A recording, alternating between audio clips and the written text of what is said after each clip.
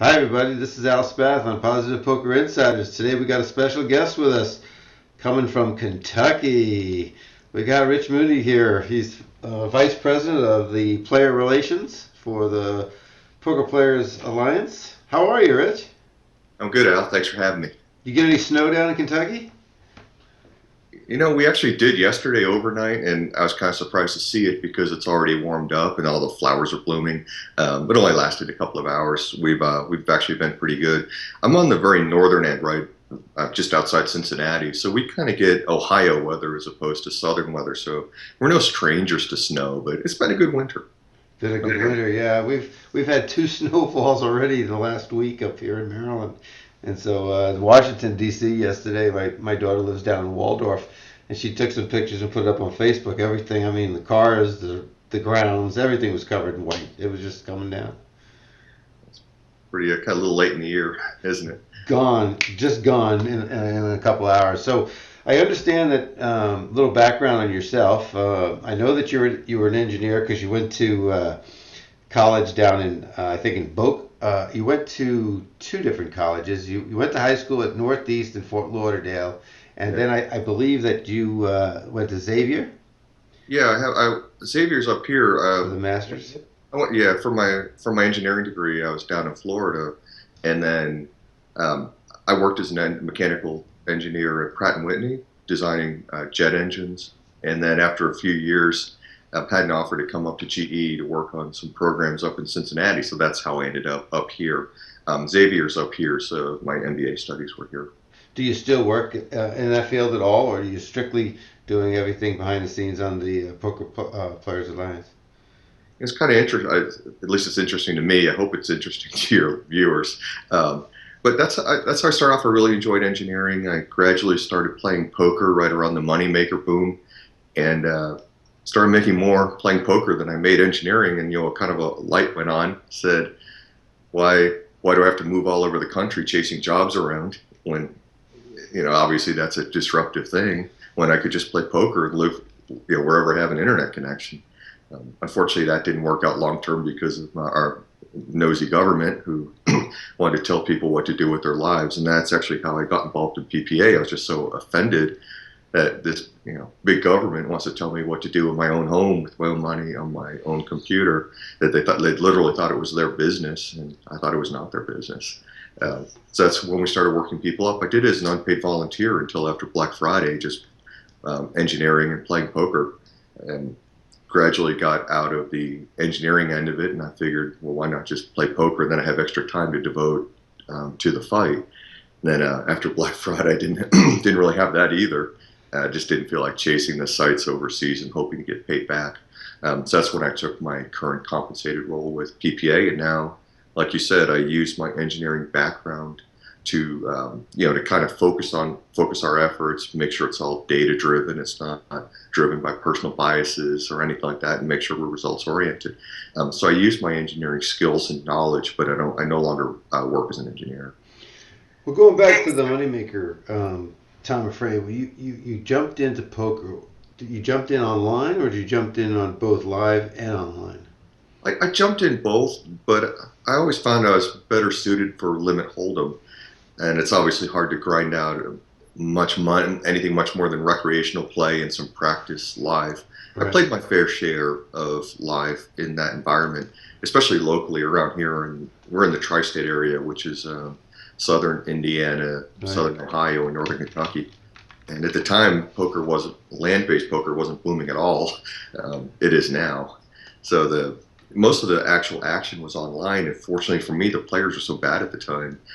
We didn't have Twitch, didn't have all the coaching videos, didn't have as many books, had a few.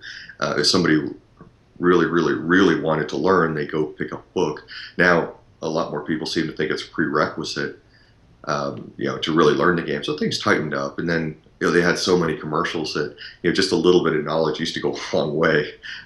And I really enjoyed those days for obvious reasons. Obviously, after UG had passed in 2006, I noticed that I used to be able to four table 2040 games of 2040 limit, hold'em. Prior to that, and all of a sudden I was knocked back down to the 3-6 games on the Poker Stars and the full tilt kind of games that had tightened up significantly. And then I learned a lot more and got myself back up to the old level I was at. Um, so it's just, obviously, it's the evolution of the game as well. What do you think of Roy Cook's experiment of, great limit player, and he's been writing for Card Player this past year, how his transition over to, he's been playing some 2-5 no limit. Have you been following that at all? I've been following the general subject because so many people are having to make the transition. I've seen some, just some really good limit players have, just because the games aren't there, and if they are, not really turning a ton of money at them unless you have access to the Bellagio game. And I don't live in Vegas. That doesn't do me much good when I'm not traveling. Locally, I might get a 4-8 game, like 20, 25 hands an hour. It's not in relatively steep break. It's going to be a tough way. So yeah, so many have made that transition, and I followed a few of them, and it's a very different game for me as an engineer. I find limit hold'em just really fits my natural skill set so perfectly. But I've played a bit in no limit myself. I actually had some success at it. I enjoy the game, and I think more and more of us are just going to have to make that transition if you want to be able to play the game. Now, I have my concerns over the viability of no limit hold'em when it comes to online, because I think you can just get too many novices who get wiped out and then never come back, whereas limit hold'em is a little more forgiving. So I have my concerns there, but unfortunately, when it comes to the game of poker, it's all up to your opponents. You have to follow and find the games. Well, over the years, I've taught many people. I've always found that those that start out in limit have a greater foundation build upon and can make the transition to no limit. Those that are in no limit that try to make the transition to limit have the most difficult time in the world, because they lose so many tools in their toolbox and they don't understand that game and the complexity of it. Whereas in online, I think people jump around and they don't really care. They're more action junkies online, if I could use that term. Anything goes, but when live play, I think you really see the difference when a no limit player comes to a limit table. I've noticed that, especially online. I really noticed it right before Black Friday when the games this limit was drying up on its own. So the people who were still playing were really good, and especially at the higher stakes. Sure. You'd always see the same characters at the table. If you didn't recognize one, you immediately kind of felt sorry for the guy or gal, because the rest of us kind of really understood, down to the nth degree how this game was going to go. And you see some I don't want to name names, but some name players would come in and they kind of trash talk a little bit. We'd always shaking our heads like, yeah, know what he just stepped into. It's just so refined. It wasn't that we're better poker players, but when it came to limit, you come in, Palomino would be there, and then Giant Buddha. I mean, at least two of them would be recording the game for their video. So if one of them stepped out and it's just like the 4 or 5 regs, we just break up the game. There'd be no reason to play it.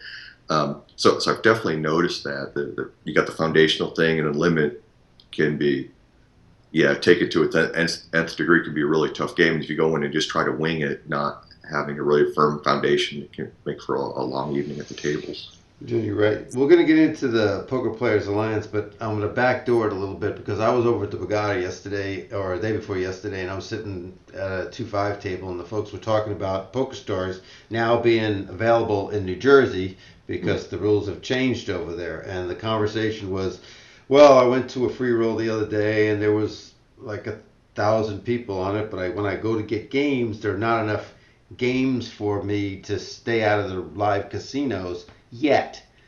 And so there really hasn't been a huge impact in New Jersey that I can say. I talked to many people there, and the ones that are playing live are the live players. Let's not understate that. I mean, the people that are online are staying home. They're not going to the casino. But it was interesting to hear their comments about they want more involvement from around the world. They want more people in the card room. And rightly so. I mean, liquidity is going to be a major issue until we can pull everyone together, all the states, and then perhaps even abroad. But it has to start somewhere.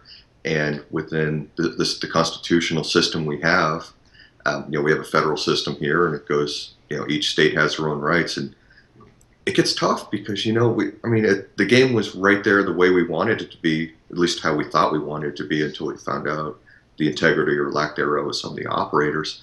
Before UGA passed in 2006, it looked like this was going to be a wonderful thing. Right. I remember we even told ourselves, like on 2+2 and other forums, until UB burst that bubble for us, that these sites would never want to cheat you because they can make so much money just offering the game. It's not worth it for them to lose their integrity.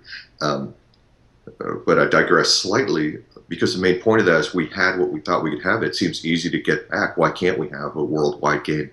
But if you look at how the casino industry has worked in the U.S. and how it has gained legalization through the various states, it's been a very different path. And unfortunately, lawmakers don't look at what we had back in 03 and 04 as the precedent for what the expectation is today. They look at this as a new thing, and they're going to look state by state, gradually expand out. And we're trying to work with that, and I think we're working with it very well. We're going to establish a foundation here. The great thing about New Jersey is the regulatory end of it has been a tremendous success from the standpoint of not allowing underage players on, not allowing out-of-state players on, showing 100% compliance with geolocation. It can be problematic as players lose their connection sometimes if they can't have their locations verified minute by minute. I recognize that's a big issue. Unfortunately for us, we've got this thing with Sheldon Adelson where we know they're really checking these games from across the border, hoping they can gain access from right across the river in New York. They can't. The good thing this is going to mean for us is we're showing this is fully successful. And with that, we're getting more and more states will come on board. They'll eventually link up. We see kind of two poles right now. You have New Jersey and you have Nevada. They both have very good gaming commissions. The smaller states will be able to have a turnkey operation that, like Wyoming, can just turn to New Jersey or Nevada and take bids from both and say, our citizens want this game and we can get a little tax revenue, but we're not going to really develop the Wyoming Gaming Commission and start really developing the expertise to be able to go through the code of all these various poker websites. We can have a turnkey operation and have interstate compacting. And as this becomes more successful, both financially and from a regulatory standpoint, that's the future we have. As it continues to grow out, more and more states come on, and then we have a chance at being able to expand internationally. I wish it were a faster process, but to be honest, with the immense pressure we've got from Sheldon Adelson and his acolytes up on Capitol Hill, the fact that we're still moving forward is just a tremendous testament to the fact that we're all organized. Anybody else would have just folded under the pressure of somebody who just spends $100,000 a month lobbying. That's just behind the scenes lobbying to get this banned. Not to mention all the favors this guy's owed for decades of political support.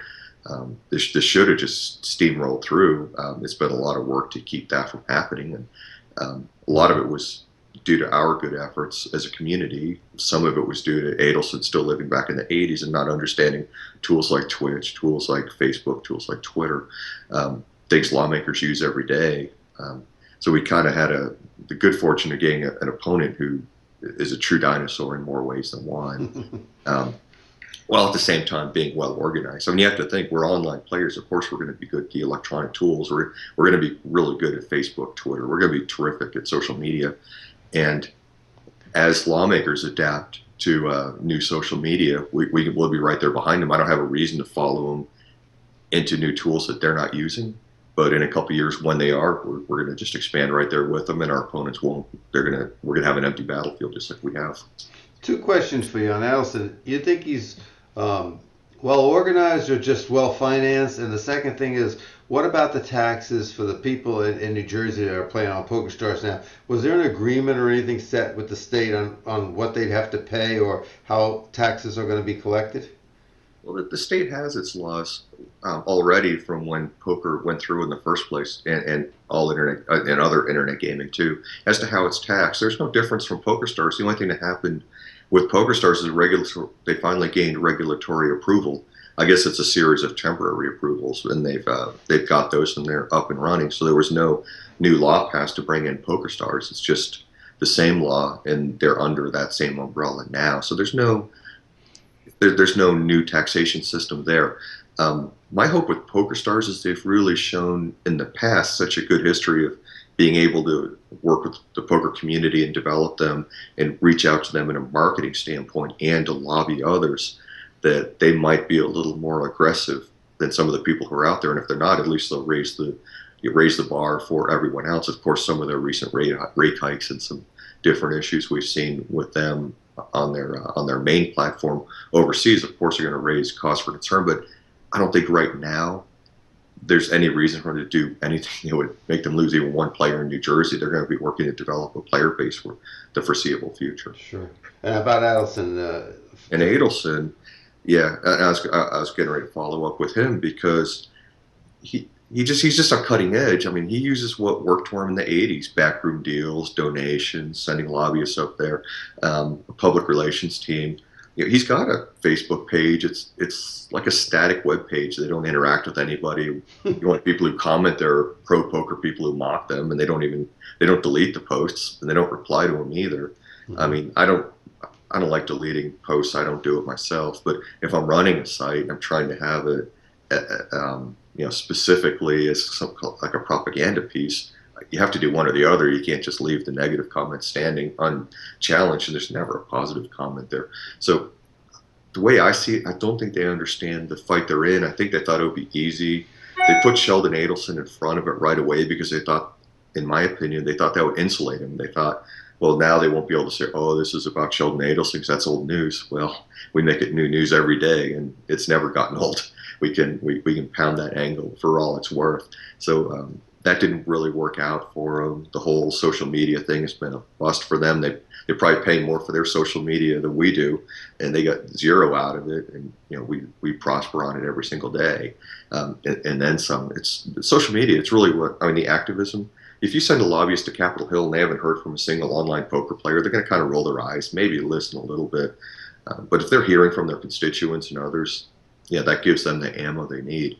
We have that, and Adelson's failed. He's even tried to copy our action letters to Congress. I doubt a single one has been sent, except from people on their payroll.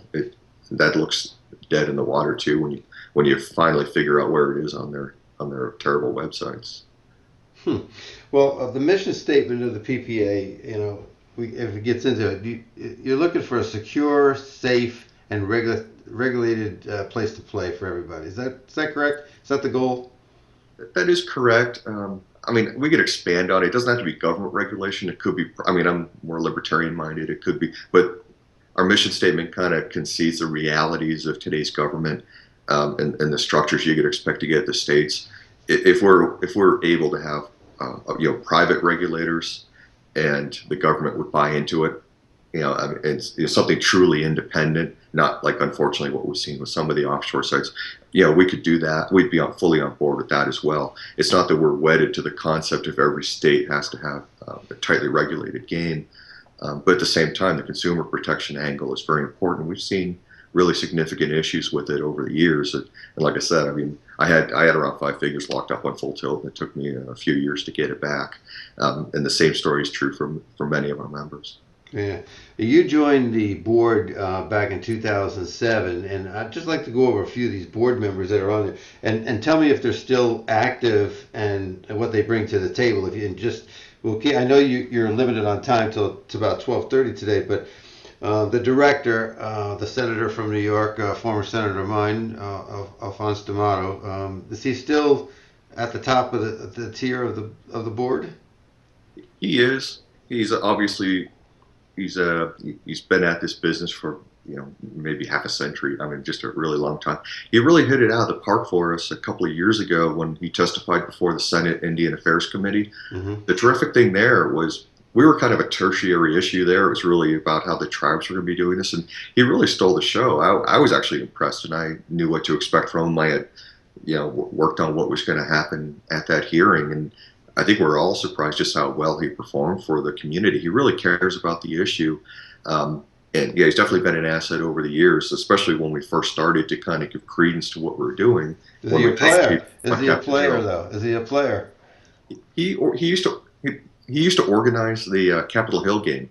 So they used to go to Senator D'Amato when they all played up on Capitol Hill. K Street. I never got to sit in on that game. I wish I could have, but like I said, I live here in the heartland. I'm not a lobbyist or anything like that. Now, how about your executive director, John Pappas? We see his name splattered across Twitter and Facebook and testifying in D.C. and everything. What's John's role day to day? John's the best, and I don't say that just because I'm on the board. I could recommend the other way. I'm an independent board member, but I mean, here's a guy who really brought the discipline of what to do on Capitol Hill to us. I mean, back in 2006, when the Unlawful Internet Gambling Enforcement Act passed, PPA had kind of just founded, so we didn't have all the. I wasn't even a member. Hardly any of us were at the time. It was just a brand new nascent organization, and that's a fight we could have won if we had what we have today. These lawmakers, they didn't even hear the poker players and the regular population didn't want that law to pass. They thought they were going to gain from ending what they deemed the scourge of internet gambling, and they bragged about it when you'd write to these lawmakers. Their pre-written letter they send you back would be almost like they're proud to take a stand against this. You don't get that now because we're organized. We fight that fight on Capitol Hill, and that's just something John Pappas brought us that we didn't have, and he does it really well. He's super talented. I don't think he knew he was getting into a decade-long fight. The fact that he's still, he's still so energized with us and not trying to move up a lobbyist chain or something like that. But he's, he played poker when he came up, but now he's a good player too. I mean, he's just fully immersed into what we do as poker players. He's like a real success story for us there. Well, that's good to know. How about our good friend Linda Johnson and Greg Raymer? They're both still on the board? Absolutely. They're both great, terrific ambassadors for the game. Linda's wonderful, of course. She's actually the founding member. She predated every single one of us. She was part of the actual foundation of the organization. So she's the first lady of poker. We all respect her a ton. She's terrific for us. Now, Greg is just really good. He's a libertarian. So he'll go to places like CPAC with us, the Conservative Political Action Conference. He'll debate politics with a lot of these people. He'll do anything we want him to do. He's just terrific for the game. I've never seen any other pro that could even hope to keep up with Greg. And there are a lot of good ones who do a ton for us. But Greg's really the package of the player, the thinking man who can debate the politics, the guy who can write a column for us, who can speak well when he comes on a program. We definitely we would never want to be without Greg. And is the final member Patrick Fleming, or has there been anybody else added to the board? We're actually talking about if there are good volunteers or good fits for what we have now. Patrick's just wonderful. He kind of came on when I did. He's one of the players who joined the board. Just as a result of volunteering, kind of how I got on. I mean, the way I joined the board, I was organizing people on 2+2 because I mentioned how angry I was when government passed UGA. And we just started organizing these daily action plans without any expectation of winning, just say on general principle, we should be telling these people that, hey, this is wrong, we don't support what you did, and they should hear from us. It grew, surprisingly to me. There were a lot of angry people, and that's when I came on the board. Patrick Fleming was also, he posted Scalagram, and he was also on 2+2, and he was also mad. We have this extra benefit from Patrick in that he's an attorney. Obviously, we can always use one of those just to work through the legal minefield. And he's just been wonderful. He leads up to our litigation support network, where he has some other lawyers who will help out plaintiffs in other states who got in trouble, usually for home games. We usually find someone who got their door kicked in, and we look at the law, and it's so unclear if it even applies to poker. We say, hey, we should help out these people who are like victims of just merely playing the game. They're not running like professional home game circuits or anything like that. They're just having a fun game, and they're getting their doors kicked in. He's had some good successes. At least lawmakers know they can't just take our money anymore. And various police, I mean, we fully support the police. They're doing what the law tells them to do, or at least their perception of what the law tells them to do. We want to introduce the corollary that, hey, the law doesn't say what you think it does. At least think that one through before you kick down the door. And we've had really good successes just in bringing that fight, even if we don't win every case. Every case is a long shot. I mean, these lawmakers, the police units thought they had enough to just cuff somebody. So you know that it's not something that's going to be a slam dunk, but the fact that we can bring these and make some headway has just been terrific. And Patrick's just been such an asset to our organization as well. We're really fortunate to have our entire board. That's really good. Over the years, who's been the best? I had to put you on the spot here a little bit. The best player that's testified in front of Congress, and is there somebody out there, a big name that hasn't, that you've asked or just hasn't had the willingness to come in and open up? I hear a lot of them on Twitter, and I see a lot of them saying different things, but you got to step up to the plate sometimes and put your mouth and your words together in front of somebody so they can hear you. Who's been the best, and who would you like to see up there that you haven't got? Greg Raymer's the best, and there's no question. I even don't think anyone else who has helped us would think they did more than Greg Raymer. So he's head and shoulders above everyone else. I mean, if he were just not even playing poker, if he were just a volunteer, he'd be, volunteer on the board, he'd be one of our top people. So you add to that you bring him on and have him sign autographs and have him give an appearance at places like the Conservative Political Action Conference and have the credibility that comes with the World Series of Poker champion. I mean, he's going to be the top player of some of the. It's hard to talk about the bad ones. It's hard to find someone who actually just refuses to help. And I really can't even think of one. I mean, sometimes you get someone sometimes you get a little feud going on between a player and some various people within the poker community. It's kind of, you don't know where they're going to be on helping us, but I've really never seen anyone who's just totally unwilling to support what PPA is doing. So, when I ask them, if I ask them directly, they're usually pretty good about the specific thing I ask for. It's hard to expect, one of the pros to be with us day in and day out. They've got a lot of things going on too, and it's a draining fight. I mean, it's a decade long. So we appreciate everybody who does, take that extra step for us, and we have a lot of great gratitude. Now, obviously, any pro listening now, I would definitely like you to kind of retweet the daily action plan and things like that. And let me tell your listeners now, the daily action plan is at www.facebook.com/poker daily action plan or facebook.com/rmuny, RMUNY. It takes about, takes 5 minutes a day, and it's really worth doing because all our voices multiply together. And some of the pros do it. I'd like more to do it. That's great. I just wondered if you ever got there in Congress and behind the scenes, or anybody they said to you, where are the Phil Helmuths and the Daniel Negreanu's, or some of the names that they may be aware of? We'd like to hear from them. Have they ever intimated that to you at all? Saying the top names in the sport? Not really. They've both done stuff for us. I mean, Phil was actually at a tournament here in Kentucky. They have a tournament before the Kentucky Derby. That's right, he did. That's right. Positive, yeah. I actually won that in 2011. It was pretty fun. It's kind of weird because like I said, I'm not really a no limit tournament player. And Phil and I were at the final table. I don't think he was announcing too, so I'm not going to say he was sitting there playing his A game. Best Shack was off to my right, and I kind of got lucky. I had not that luck is an aspect of poker, but Phil flopped bottom two pair, and I flopped top and bottom. Worked out well, and at the end of the day, I took home like 17 grand. The thing I liked about it was people would actually openly post, "Does this guy even play poker?" Because nobody pays attention to who plays limit, even though I was churning out relatively well in terms of my earn rate. And I could say, "Hey, look, see, I can actually play the game now. Support what we're doing." So that was a lot of fun. But Phil was terrific there. He's a supporter there, and he's definitely supportive. Negreanu, I just saw him a few weeks ago out in California at the Poker Awards show. He's very supportive of what we do. We don't always have him front and center, but if I needed him for something, I'm pretty sure he'd say yes. That's good. That's good to know that, because this is Maria Ho. They were just chit chatting. Yeah. Maria's been on my webcast actually, and she's certainly supportive too. Daniel took our picture, and we had a good chat. It's weird. People sometimes think, because I get this a lot. People think Daniel's not supportive. And I think he is. We just haven't asked him to do a ton extra.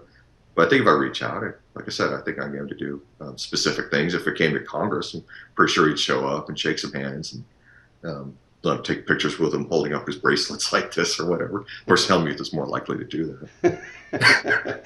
Well, I know we only got a couple minutes left. What's on the near horizon for the PPA and maybe some long range things for the end of this year, next year?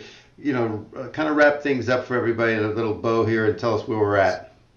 Well, we kind of have a dual fight. On one, they're like a parallel path. On one path, we have the federal defensive effort. There's a little bit of offense, but it's mostly offense in support of a good defense, and that's just keeping this RAWA passing. The Adelson bill, the so-called Restoration of America's Wire Act. We don't need this bill. It would actually shut down licensed games. And I think we've delivered pretty much a death knell. You asked about John Pappas, all that stuff in the December hearing we had where Jason Chaffetz, the lead House congressman against our right to play, he just got destroyed. And that's a lot of background stuff. It's like the preparation that went a couple months prior to that, all the way up to hearing day, is what led to that result. It wasn't just one of those things. And that's been a major goal. Obviously, Adelson's still there. I think he's trying to send signals. He's not pushing as hard, perhaps so he can keep working it behind the scenes. We're not taking our foot off the gas. At the state level, we kind of have this domino theory that I think is going to pan out just the same way lotteries pass, same way as everything else. A few states go and then more and more follow, especially if it's successful. So California is a big push. New York is a really big push right now because they're seriously looking at this, and same thing with Pennsylvania. So these are the top tier states. And, I get some tweets sometimes, can I have an action plan for Kansas or Kentucky? Like, we should support that, and we should all tell our lawmakers, like here in Kentucky, that we want our right to play. Mitch McConnell's an important guy who should know, and obviously Senator Paul, his father's just a terrific supporter. These are people who should know.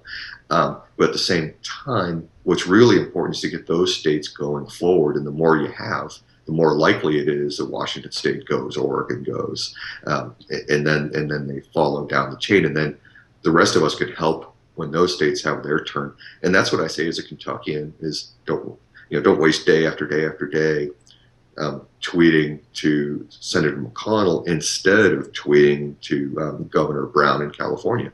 You could do both, but don't take away from the effort from where that's going, because that's where the concentrated lobbying effort is. So over the next couple of years, obviously we're hoping to take down one or two of those.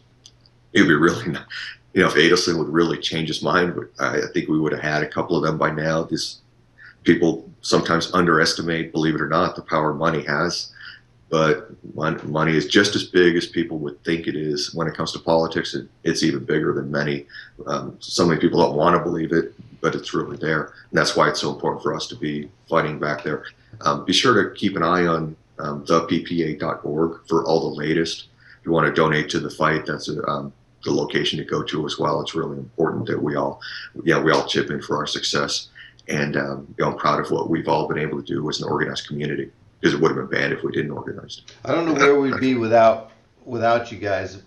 We'd be extinct probably. So thank you from all the players out there, the coaches out there like myself, and the card room managers, because I tell you, online breeds more players that go into live games, and I think it's a feeding cycle, and I think you need them. And I think if it dried up, I think you'd see the poker rooms dry up just like they did way back when they started closing them down. There wasn't this influx of people right after the UIGA or EA came in.